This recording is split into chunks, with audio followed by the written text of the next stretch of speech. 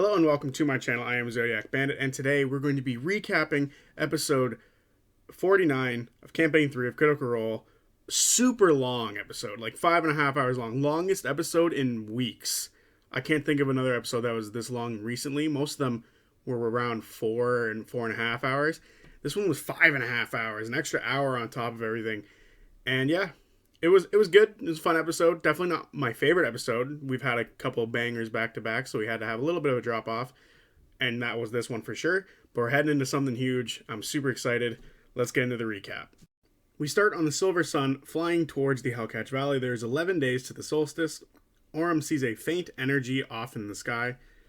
He points it out to everybody, and they have to focus on it hard before they can see the wave of colors.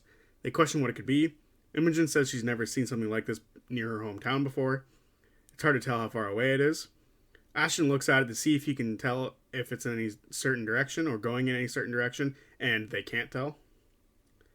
There are purple, dark, red waves and yellow waves all throughout it.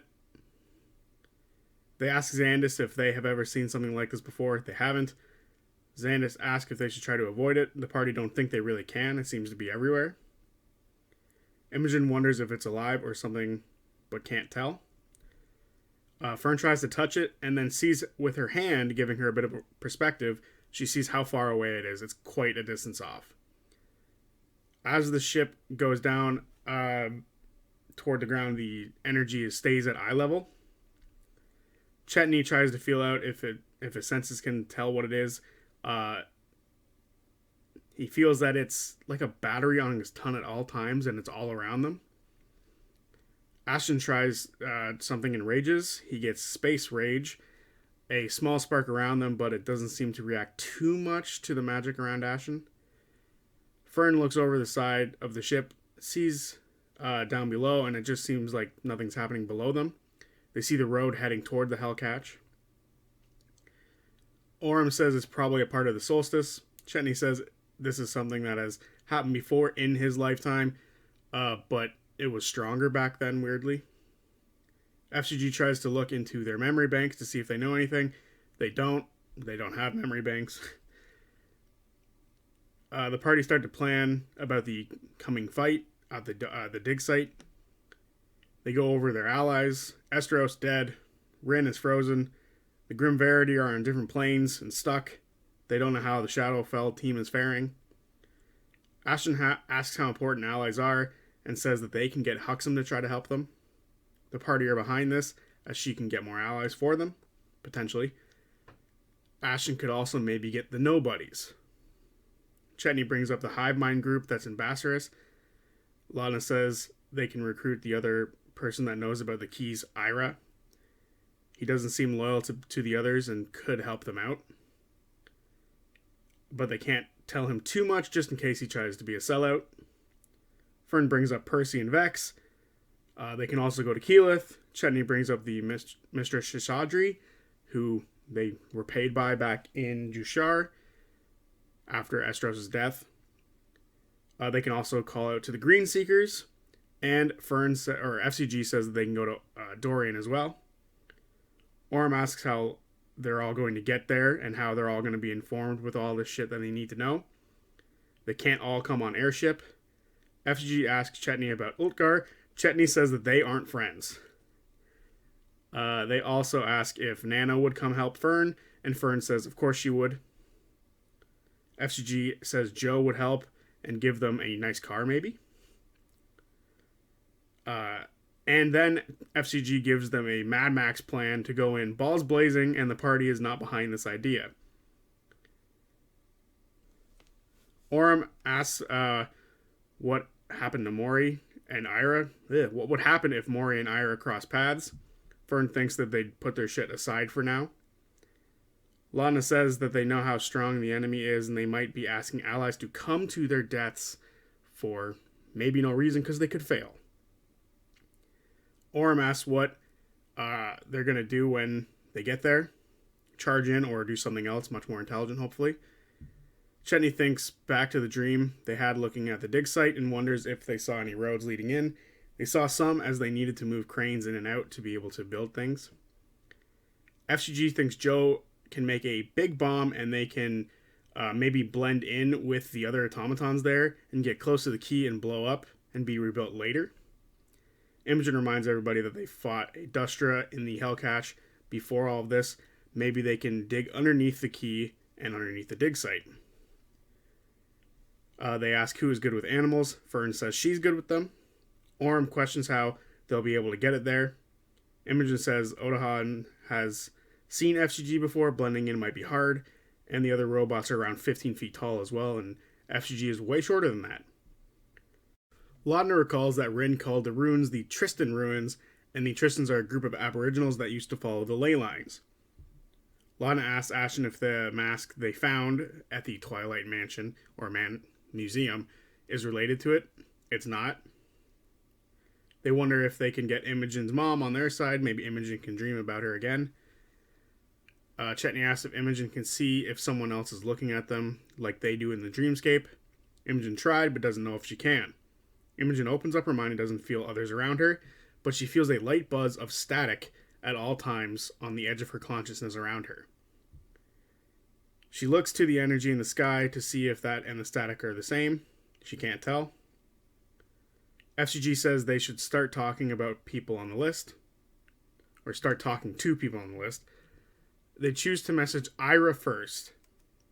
Imogen says, or Imogen asks what she should say to him. Ashen says it's too late to be subtle. Chetney suggests asking for what his intent is in all of this. Imogen messages Ira. Ira, have some fun for you.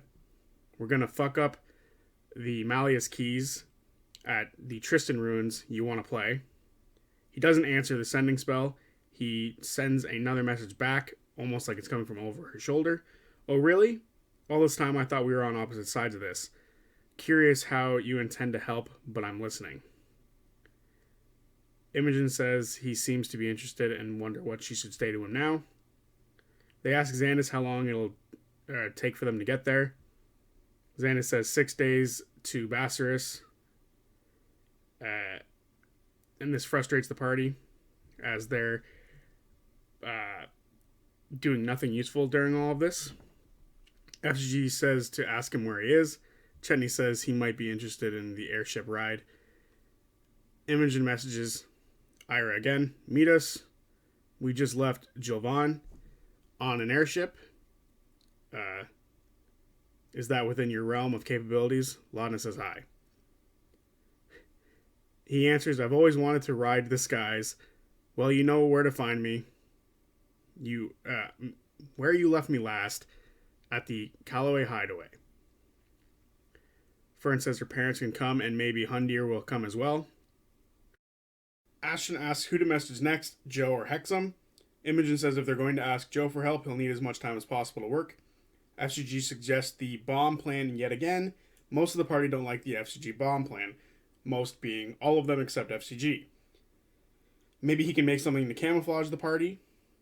Ashton says Joe might be able to make a way for them to dig underground. FCG says maybe Joe can make something for them to carry a Dustra. Imogen says the reason they had to get involved with the Dustra was because someone stole its baby. Maybe they can take a baby and make it follow them. Ashton wonders about the sinkholes. They remember that the sinkholes are random and sometimes even vanish. Orm is trying to come up with the best plan and counters a lot of the ideas thrown out by everybody else. He says the dynamite didn't do much against the key, so maybe this bomb won't either. Fern says FCG is basically a walking nuke or a rolling nuke, if need be. The others don't like this, but Laudna says that Joe had other power cores like FCG. Maybe they can use those instead. Fern wonders if FCG can suck up the power from the cores around the key. Chetney has an idea and asks Xandis about the drowned city. Xandis has been near it. There's not much left of it, like it's been drowned by the sand around it. It's like an archaeological dig. Chetney thinks they can go there and see what the ground is like and see how they can cause a sinkhole or see how the ground is being dug up. Laudna says they must be using this site for some pre-calamity power there. Chetney says they have the cores for power, but they might have a mainline power source as well. Backing up Laudna. Ashton says to tell him everything important so he's to understand what's going on so he can accurately help the party. FCG is going to message Joe. He says, or they say, grass here, need a bomb, can pay, and a single rider vehicle, 6 days, Callaway hideout. Everyone is frustrated with this. Joe answers, oh, hey, okay, I can see what I can put together. Can talk to Esmer, but don't know the place he mentioned. Everyone is frustrated with this, as FCG told him nothing that he needed to know. FCG now asks what to say and how it'll help make a bomb.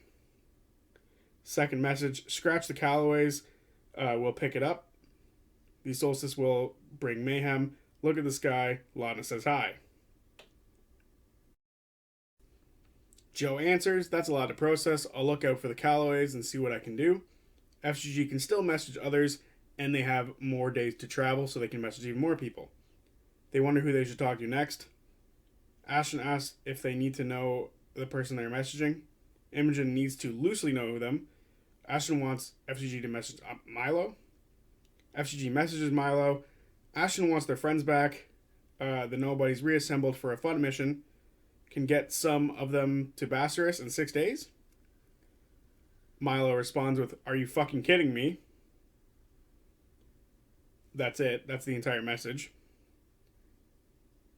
And then FCG says, no, I'm not fucking with you. They need to get a hold of Justy and Bassaris. Ashton is serious. Serious as fuck. And shit is fucked. Milo responds, okay. I can't get there in 6 days. I don't know where the others are. I can try. They learn not everybody on the list is going to be very helpful. Ashton says, Hexam next. Laudna says they should message the Grim Verity, as they haven't heard about the Shadowfell team at all. Imogen messages Ebenold Kai. We destroyed the key in the Fey Realm. We have seen the key here, reinforced. How goes the Shadow Realm? Rin is taken. Need help. Kai answers, we're still waiting in Rin's domain. As far as I know, our compatriots went to the Shadow Realm. We don't know how they fared. The party realized that Kai and the others are stuck in Rin's place, and maybe Rin got the Shadowfell team there as well, so they're probably stuck as well. Chetney says the dig site was a massive hole open all the way down to the key, and wonders if crashing the airship into it would cause it to blow up. FGG says that one person would have to be on it all the way down to make sure that it crashed into it. Chetney says that the key can't function after this, so crashing the ship into it would be a fallback plan. They question how the airship falling would work. Chetney says he saw a plane rider Rin near the key and they'll have to move her. The party needs some of them to learn how to fly the ship. FGG suggests people who know how to get off the ship if need be, aka someone who can fly. The party look at who is in the hole, Rin, Imogen's mom, and they wonder if everyone down there is willing to die for the cause of the Ruby Vanguard. Laudna says there's going to be some casualties, they're going to have to get over that fact. Imogen says they need a ground team if to just get Rin out of there, to get others out of the realms that they're stuck in. Maybe Imogen's mom can help Rin. Laudna says she hates the idea of maybe Imogen fighting her mom. The party bring up Mori and Ira, maybe helping with this. Orym asks if reaching out to Imogen's mom now is the best idea. Maybe putting a hold on this stuff for today and going into some dream walking stuff. Laudna says that Imogen's mom and Odahan have the power over the dreams. Ashton says Imogen's mom will probably try to talk her out of this again. They choose not to message anyone else for the day, and Matt makes them roll a d20 for their travel. The sky is clear, and the wind is nice and smooth. No time is lost. Orym takes out the stone, messages Dorian. Dorian, update. People we're chasing unleashing hell in a week. We're heading there now. Odds aren't good. More tomorrow. Where are you? Orym, with the rest of the Crown Keepers in Teldore. Opal's getting a little dark. A little busy at the moment. Don't even know how to get to you. Orym tells the party that Dorian is out seemingly. Fern says it would be cool to have all the Crown Keepers join them. Matt says there's no space at the table for them all. It's time for Imogen to talk to her mom. She wonders if the people there work at night and sleep during the day, as the last time they looked, people were working there. It makes sense because Ruidus is up at night. She wants to go to her mom while she's asleep so Autohan can't catch her. FGG makes Imogen comfortable for her to go to sleep. FGG is going to bring Orym and Fern, as they haven't seen it yet. Laudna tells them to focus, force themselves awake if things go wrong. They don't want to get caught by Autohan. FGG enhances Imogen's charisma. Orym to Imogen as they try to sleep. Hey, if I had a daughter like you, I'd be real proud. Imogen says if she had a son like him, she'd be proud. FGG casts Shared Dreams on them all. FGG, Fern, and Orym join the dream. Imogen has to roll to connect to her mom, and she rolls high. Ruidus is up as she falls asleep, and it empowers her. She feels a pull as she falls asleep and is then surrounded by red dust. She is in the middle of the storm with 3 light orbs surrounding her. A shadow figure forms in the clouds. Her eyes open, her hair becomes purple. Imogen hears an echo in her mind. Imogen? Mom? Imogen extends her hand out to her mom and asks for her to come. Liliana asks where they are. Imogen says they are coming and she needs her mom's help. Her mom forms a bit more clearly. She looks like Imogen but older. She's surprised and concerned, and she seems very cold. She says Imogen shouldn't be here. Imogen asks if there's a part of her that wants to... A part of her, the mom, that still cares. A part of her that knows it's wrong. Liliana asks why it's wrong. Imogen says you're going to destroy the world. Liliana says she misunderstands and that she wishes she could see things the way she can. Imogen asks for her mom to show her. Liliana touches her head and shows a message, a glowing lattice pulling apart and glowing red pouring from it, history being snuffed out, and the feeling of freedom, a beginning of something new. Imogen, for a brief moment, she remembers what it was like to be normal. Liliana says she's doing this for both of them. That she knows it's hard, but they've been toys since the beginning, and wishes they could all understand. And then she takes her hand, and a flash of white light comes out, and they all wake up. Imogen asks the others if they saw what she did. They didn't. Imogen questions if it's not that bad. Orym says he wishes his family didn't die for her brighter tomorrow. Imogen apologizes for that, which super fucked up way to look at it. I mean, it makes sense. Like when Liam said that really fucked me up. That was intense. Imogen wants to see this through and says what she saw was overwhelming. FGG says of course it was overwhelming. She loves her mom. Fern says if it's not that bad and asks Imogen for what she saw. Imogen tells them she saw the lattice gate open and the red pour out and all the burden being taken away. Orym says that hasn't happened before, and asks if it's the future. Imogen says that it's probably what she wants to be shown, or what her mother has been shown, and says that this is all cultist bullshit, that the god up there just wants to eat and is selfish. Fern says they don't know that. Laudna says the gods locked it away for a reason. Imogen questions if the gods are all good. Ashley says they are also selfish.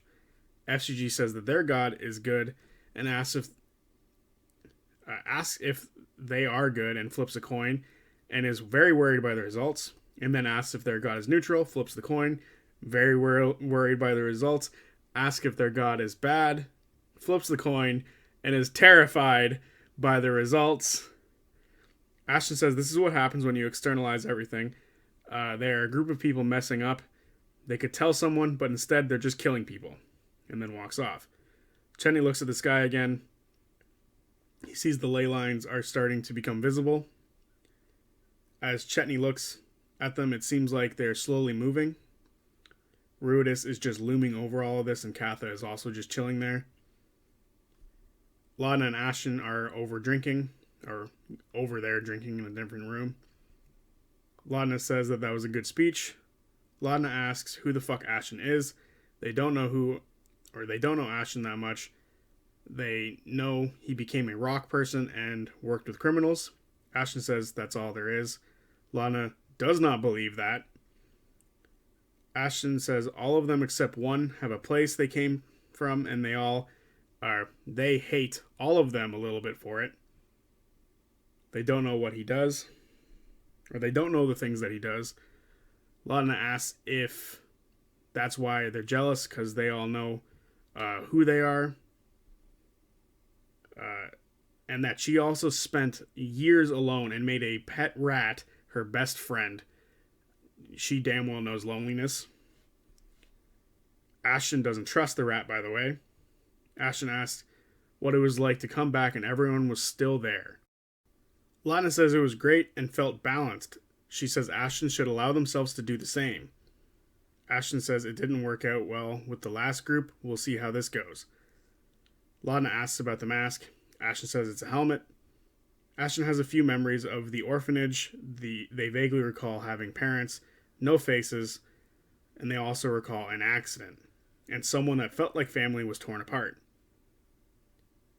They found themselves with one word in their mind that meant nothing until they saw the helmet, and that's why they're even here with the party in the first place. They also heard the word Ashari, which sounds very similar to Hishari when Orym first met him, and they thought maybe they had a fucked up memory.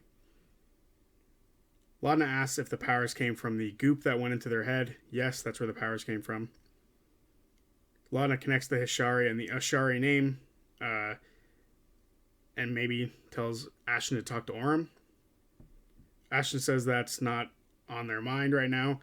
There is 11 days left of the world. They want to focus on other things. They're more worried about FGG trying to blow themselves up and be a martyr for something. You can't trust someone that wants to die. Laudna says that's rich coming from Ashton. Ashton laughs and says they like a project. And then they go off to bed. Fern pulls Orym aside. She says the dream is weird, or the dreamscape is weird, and asks what they do if Imogen changes sides. Orym was thinking the same thing, but they have faith in her and hopes that it doesn't happen. But if it does happen, Orym asks if Fern is with her. She is. Or with him. She is. Fern says they gotta watch her. It's not a big deal. It'll work out. Orym says if the moment comes, Orym will get her attention and Fern is going to have to be the one to do the thing. Fern doesn't know if she can. She also doesn't know what the thing is. Orym says Fern is stronger than him and Imogen is strong, so it makes sense for her to go after Imogen. Fern says the dream was weird and her mom freaked her out. Orym gives them a 5% chance to pull this all off, and they go to bed. The next day, Marisha rolls a d20, rolls good. The weather is good and they have no issues. Imogen asks the party if they have any high-level religious allies, as they'll help us, as they have a lot to lose. They remember Pike from Whitestone. They also think of a woman that made Estros' body speak after his death. FGG chooses to message Pike. Robot holy person here. Big god stuff going down. God Eater is going to be released on the solstice. Need your help. Lewdness is involved. Oh wow. Robo buddy. Let me see what I can find, okay? That's it. That's all the message was back from Pike. Imogen says we have to tell people the bad guys are trying to take everyone's powers away. Chenny says it's one thing to tell them. They need to show it somehow. Chenny suggests painting the bottom of the ship white to hide their approach on the dig site. The issue is they only have 1 gallon of paint. Fern wonders if they can make it invisible somehow. FGG asks if they want to talk to Hexam or not. Ashton says she can give them weapons in Bastarus, and she can maybe help sneak someone into the dig site, as she's been shipping stuff off to them before. Imogen says sneaking others in is a good idea. Imogen sends a message from Ashton to Hexam. From Ashton, big trouble coming. Need you. Help in Bastarus supplies, IOU. Hexam answers, most of my dealings there are through the call. Drop my name to Eunice. They are a general goods seller of tools and wares in Bastarus. Lana says they need to talk to the Calloways to inform them of what they need to do. FCG tells Joe about making the bomb, being able to mount it to the front of a ship, and it needs to be arcane in nature. Joe answers, all right, left turn, it's going to be pricey. That's all the message said.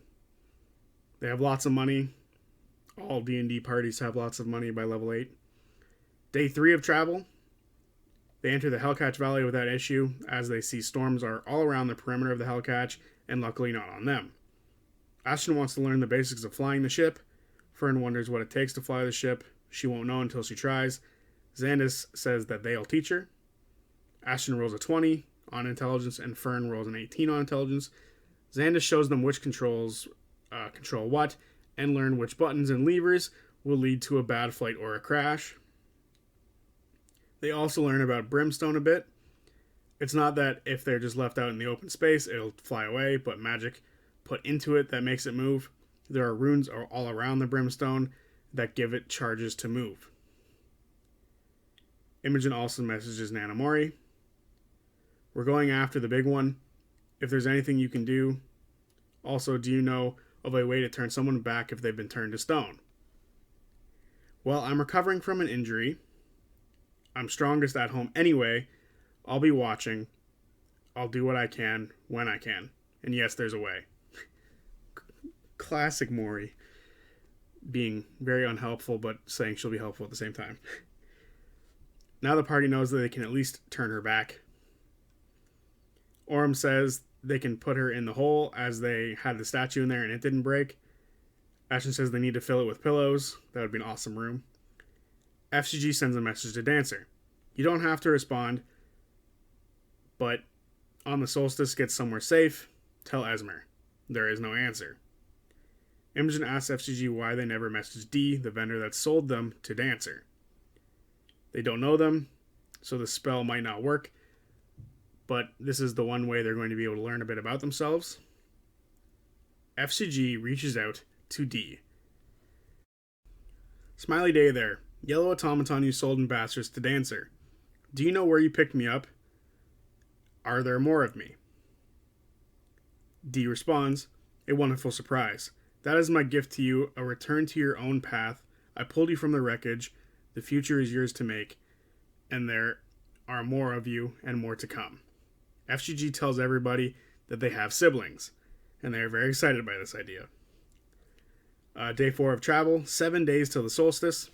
Ashley rolls a natural 1 on the daily roll and rolls on a d6 now.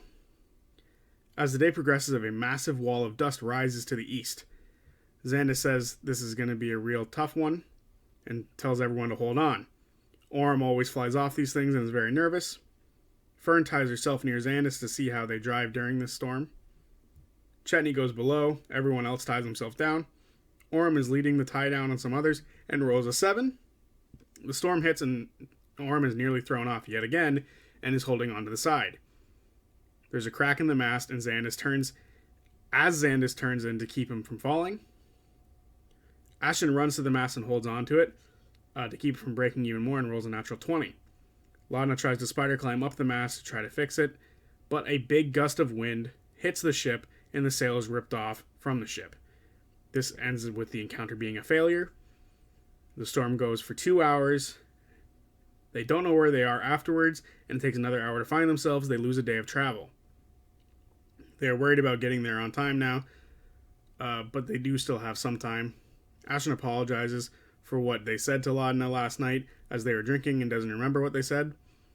Laudna says, you remember what you said, and they are a big softie. Orem looks to the sky to see if the energy has changed. It's much easier to see now, and the colors are much brighter, moving in a certain direction across the sky.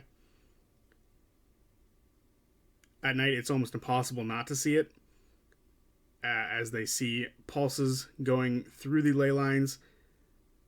They are getting brighter and happen more often.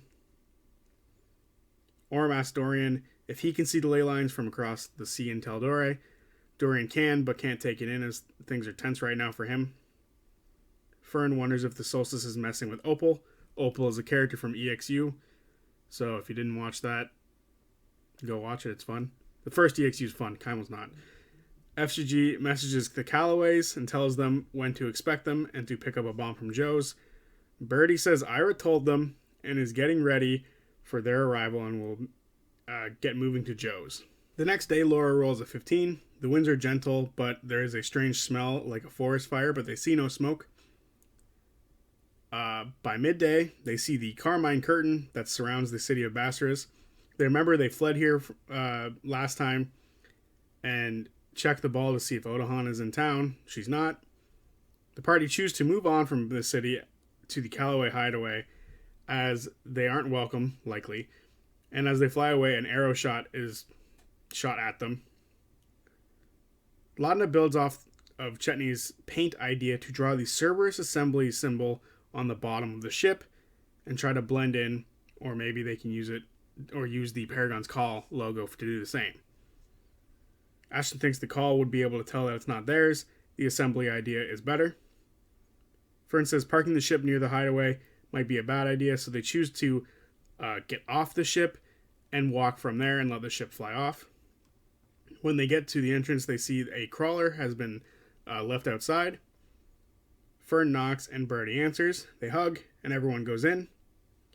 Imogen asks where Ira is, and Birdie tells her that he's on the telescope. Ashton asks if Fern's parents are acting fine or if they're being weird. They seem fine. At least to him, he can't tell. I think they're fucking being weird. Why are they so willingly working with Ira again? Laudna asks if the Callaways got the goods. Fern's dad hugs Fern and brings them all to the lab. It's a mess.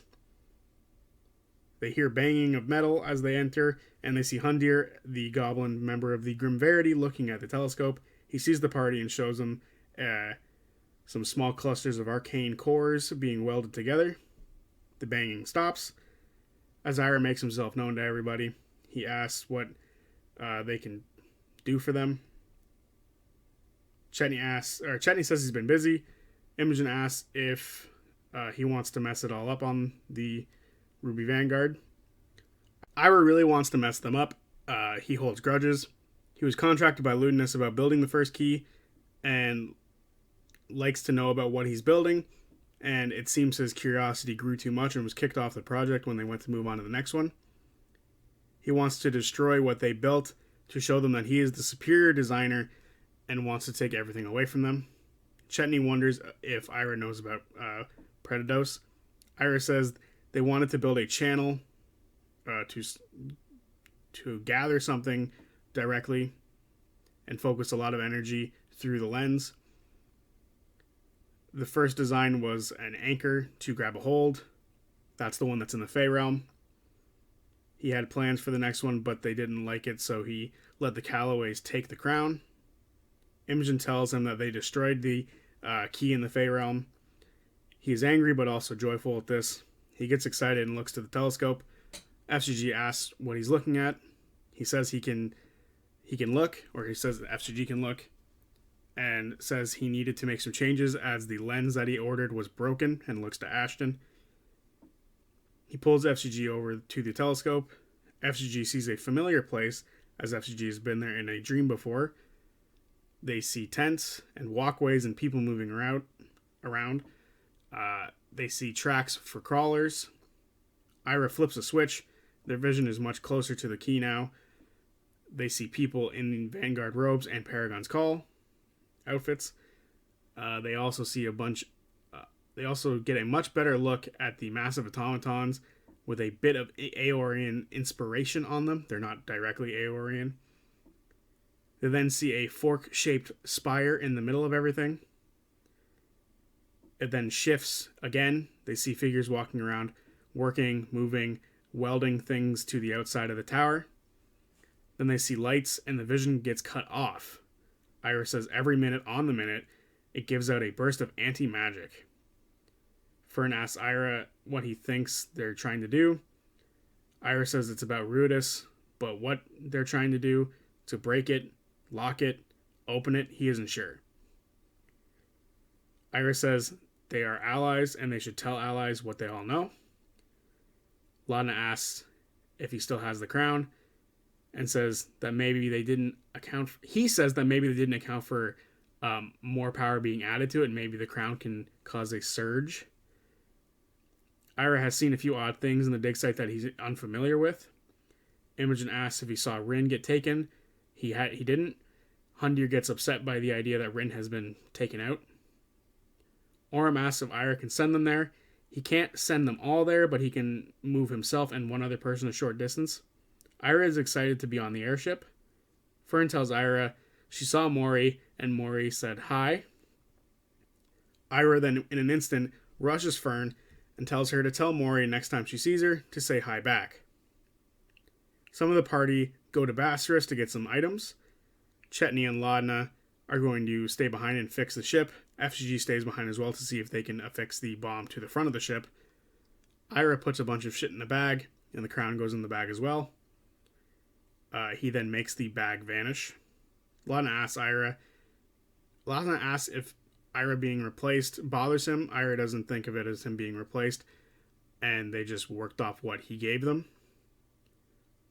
Ira says it's a big grudge he has just for being fired. He burned a lot of bridges to work for them. Fern asks if he knows about Predados. He doesn't, but she can tell him.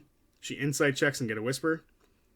Fern says Predados is a serial and has to make a deception check. She rolls a 21. He says she'll have to tell him about the serial on the way. Orym, Ashton, and Imogen go to Bastarus. They hide themselves under cloaks. As they enter the city, they get an intense stare from the guards, but they're able to get through. They go straight to Eunice's shop in the north end. When they get there, they see a male dwarf, older, with a white unibrow and a thick beard with nothing on his upper lip. He's drinking some tea and sees them enter. He asks what they can do for them. Ashton says they're in a rush and says that Gianna Hexam told them to come here. Eunice says he doesn't know who that is, and then goes to the front, closes the door, drops the act, and opens the door behind them to a small chamber with a bunch of closed chests, and asks what they're looking for in a much more serious tone. What do you have? Imogen asks. I got lots of stuff. Toxins, poisons. Ashton says that they won't need stuff like that. It's more of a smash and grab type of operations. Eunice grabs some potions for them. He takes a few things out and places them on the table. He takes out a necklace with a gem on it. Takes out an amulet of health. The necklace is a amulet of health, and it makes your constitution instantly become 19 when worn. I assume you'd have to attune to that, because that's kind of crazy if you have low constitution. He then grabs a circlet.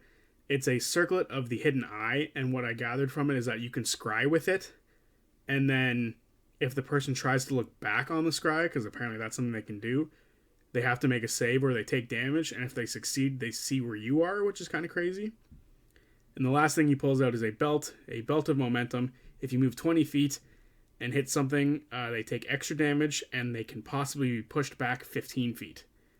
The total for all of this is 15,100 gold. The group only has 13,000 with a bit of gems. They ask if he'll take everything. If he'll sell everything for the 15,000 or the 13,000 that they have right now. Imogen rolls a 23. Eunice asks for the 13,000 plus the gems they have, and they get everything. He leads them out of his shop and goes on lunch, as he says. The party leave, and Ashton gives them pass without a trace to sneak back through town to get to their crawler. They're able to leave the city with no problem and return to the hideaway. FGG did a therapy session with Fern and her parents. We didn't get to see it. Hundir asks if the party have heard from the other Verity members. He's nervous about them. They tell them that some of them are in the Shadowfell and others are in Rin's place in the Fire Plane. They also tell him that one of the members was captured by agents of Vasselheim. He says he'll stay here with the Callaways as it's too dangerous for him. Imogen wonders if it's helpful to go to Vasselheim for help, as they want to keep the Predatos thing a secret. Hundir says that'll show their hand in all of this, and that it'll be probably very dangerous to do so. Luden has kept his cards close to his chest for a while, and it's helped him stay out of their eyes, or out of their line of sight. Trying to prove that he has involvement might be helpful, but they haven't seen lots of their friends for a long time because they tried to do the same. With the temple being as powerful as they are, they're able to keep things that they don't want from getting out. Chetney says you can almost see the appeal to letting out a god killer to squash the temples a little bit. The party think they should set out towards the dig site. Laudna is going to paint the Cerberus assembly symbol on the bottom of the ship while they fly. Xandis gets ready to leave and is freaked out by Ira. Imogen tells him in his head not to trust Ira, while Chetney out loud says that he's okay to trust. Very good play by the two of them. Xandis tells him to get comfortable. Ira stands up and is about 12 fucking feet tall and then bows to Xandis. Ira then asks where his room is, and Ira is then taken below deck. Before he goes below deck, he looks back to the party and gives a creepy grin. Imogen shows off all the stuff they got to the party. Ashton takes the belt. Laudna takes the Amulet of Health, and Imogen takes the circlet. She has to take off the Wild Magic Stone, though, and gives it to Laudna, as it is a sorcerer class item, so no one else can really use it. Before bed, Orym sends a message to Dorian and tells him to get everyone underground, as what's going on is bad. Dorian says he'll see what he can do. It's bad on their end as well, and tells Orym to stay safe. 5 days until the solstice at this point. Liam rolls a 3 on the D20 and a 1 on the D6. As they fly, an arcane storm rolls through, triggered by the ley lines coming through the Hellcatch Valley. Different colors of lightning are all around the ship. FCG goes to protect Xandis by casting Protect from Energy. Unfortunately, this doesn't help all that much as lightning begins to spark off Xandis. It doesn't hurt Xandis, but instead makes a lightning rod and it bounces all over the whole deck. Everyone takes 11 points of lightning damage. Ira pokes his head out from below deck and is very excited by what's going on. They can only fail one more time, as the FCG fail was a 1.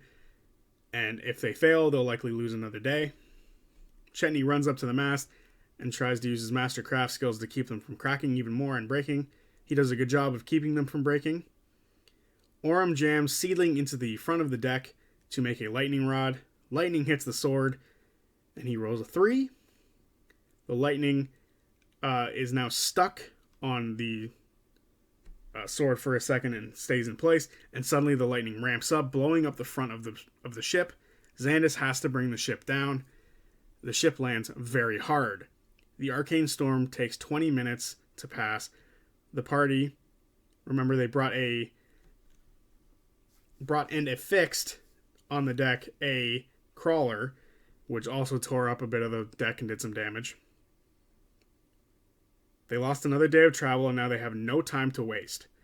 They repair the ship for the remainder of that day and get moving.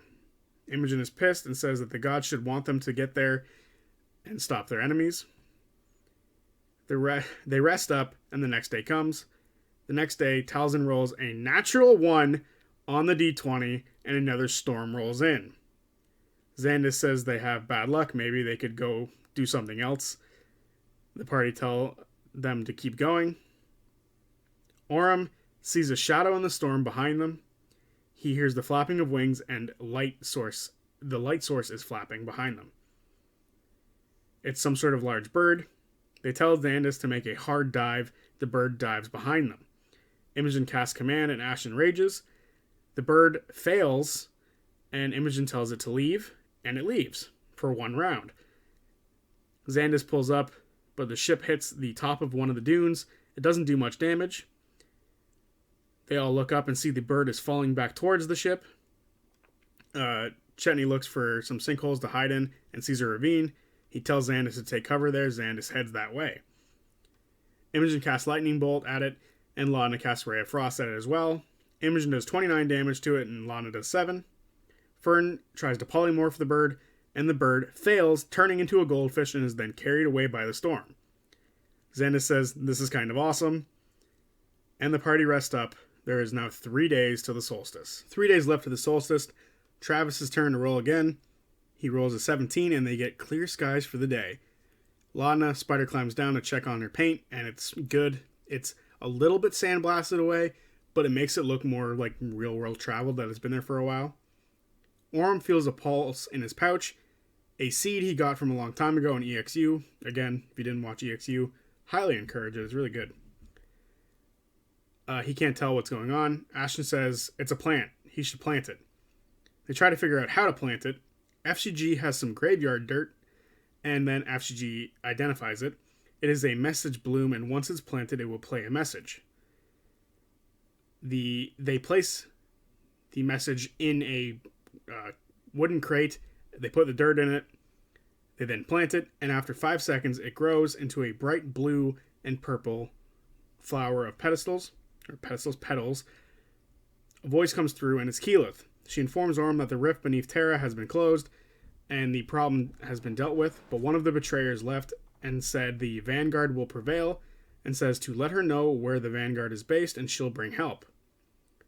Vario is the Ashari betrayer. Ashton says this is the first good news they've heard in a while. Orm looks at the ley lines to see if they are converging towards one place. They seem to be. Imogen tells her where the party is, where they're heading, and when they will be arriving. Keyleth says she'll gather those who are able and will gather to meet them there as soon as possible. With this, Chetney feels more confident with the plan going forward. Imogen says Orm has some powerful friends. Orm says he bets his sister is coming, Leda. When Orm's dad died, her dad died, she took over. The party feel better about this going forward now. 2 days until the solstice.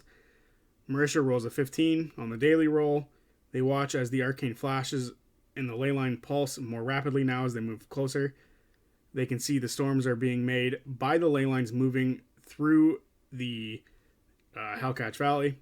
They avoid any danger for today. Imogen steps away to open her mind up to hear the white noise, and it's like the sound of wind blowing right into her head.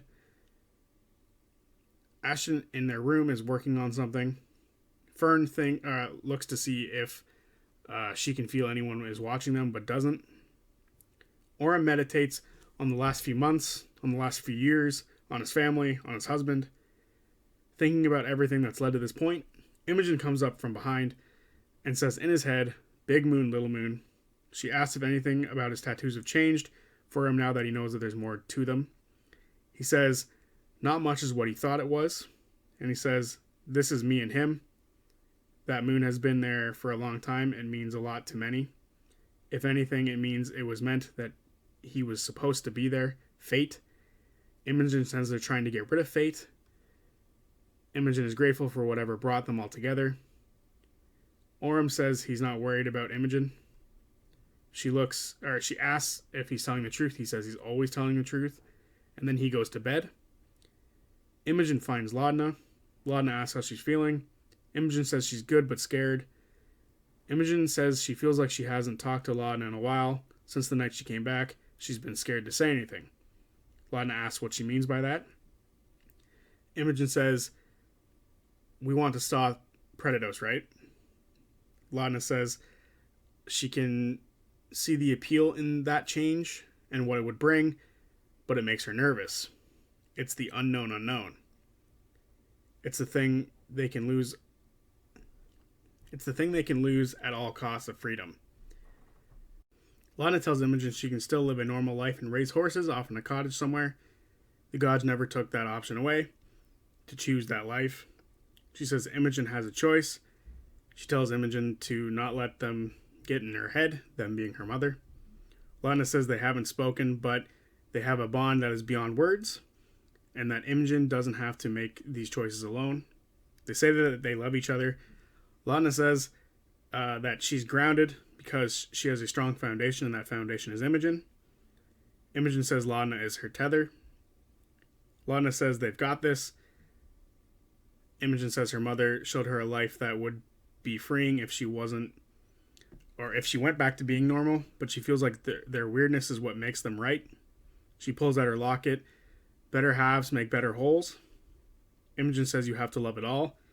Laudna says she doesn't mind being Imogen's better half. They then go to bed. Some of the party are still awake on the deck, and they see a network of arcane threads above them, something few in their lifetime will ever get to see. They then all find some sleep. The next day is the solstice, and that is where the episode ends. So there you have it. Episode 49. Next week is a break. Thank goodness. I think we've done like 6 or 7 in a row, which hasn't happened in a long time because they did it a while back, but they did it again this time, and it's been a lot. I need to not have a massive script that's going to take forever. That was fun. That was a fun episode. 5.5 hours long is crazy, especially when there's no combat, which I saw in the comments or like during the live stream when they were doing the chat and shit, that people were like, oh, 5.5 hours long, there's going to be a big fight. Not one. There was not one. It was crazy. I was expecting a big fight, and I was really excited because I was like, okay, I don't have to take super detail because it's not going to be the solstice or anything yet. I was super excited. Nope. Big ass, long, lots of talks, lots of names, lots of information. Goddamn. Lots of messages. I've never taken so many messages notes, and it's annoying. But it was a fun episode, very fun. It was definitely like a come down episode from like the excitement from like the Fey Realm and all the other shit they've been doing. So looking forward to whatever the fucking mayhem is coming next. Looking forward to a week off, and then episode 50 is in 2 weeks. That's exciting. So yeah, see you guys then. Actually, one more thing. Did you guys see screen tears during the live stream on Twitch? And I'm curious if the people on YouTube did or not. So who knows? Tell me if you were watching on YouTube or Twitch, and let me know if there was screen tearing for you or if it was just me. Very unfortunate if it was just me. Anyway, peace.